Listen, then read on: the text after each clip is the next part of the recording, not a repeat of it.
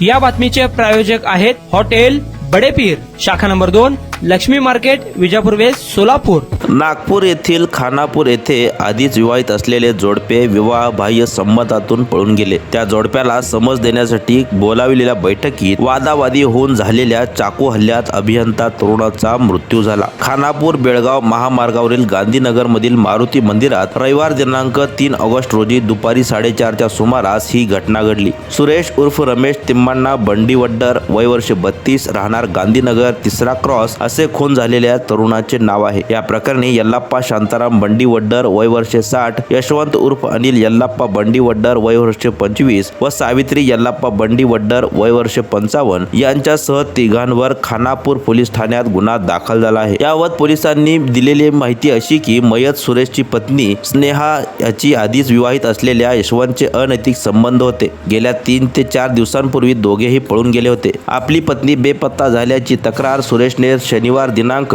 2 August रोजी पोलिसात दिली होती। मात्र रविवारी सकाळी पळून गेलेले दोघेही घरी परतले। या दोघांना समज देऊन तोडगा काढण्यासाठी पंचांच्या उपस्थितीत दुपारी मारुती मंदिरात बैठक बोलवण्यात आली होती। बैठकीला दोघांचे कुटुंबीय आणि काही पंच उपस्थित होते। आपल्या पत्नीला फूस लावून पळून नेल्याच्या रागातून सुरेशने यशवंतला जाब विचारला। त्यावेळी दोन्ही बाजूच्या लोकांमध्ये वाद होऊन अचानक हाणामारी सुरू झाली। या गोंधळात यशवंतचे वडील यल्लाप्पाने अचानक सुरेशच्या गळ्यावर आणि पोटावर चाकूने वार केला। हा हल्ला इतका भयानक होता की सुरेशच्या पोटातून कोथळा बाहेर आला। यल्लाप्पाला रोखण्यासाठी पुढे झालेल्या सागर अष्टेकर या तरुणाच्या हाताला देखील चाकू लागल्याने तो देखील जखमी झाला। या प्रकाराने जमलेल्या सर्वांनी तेथून पळ काढला। आजूबाजूच्या लोकांनी दोघांना खानापूर येथील सरकारी रुग्णालयात दाखल केले। तेथून बेळगावला नेत असताना सुरेशचा वाटेतच मृत्यू झाला। खानापूर पोलिसांनी घटनास्थळी धाव घेतली। मंदिरातील सीसीटीव्ही कॅमेऱ्यांमध्ये हा सर्व प्रकार कैद झाला असून पोलिसांनी फुटेज ताब्यात घेतले आहे।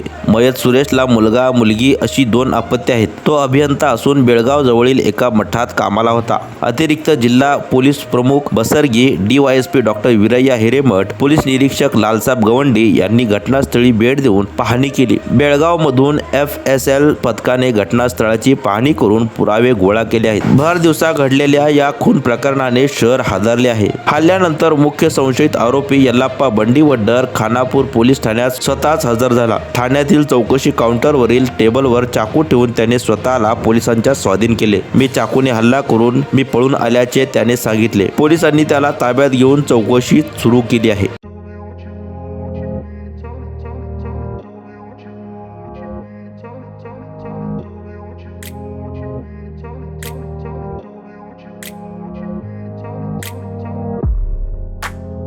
सोलापुरातील प्रसिद्ध हॉटेल बडेपीर। सोलापुरात हॉटेल बडेपीर शाखेच्या यशस्वी वाटचालीनंतर आता आमची दुसरी शाखा लक्ष्मी मार्केट, विजापूर वेस्ट येथे सुरू झाली आहे।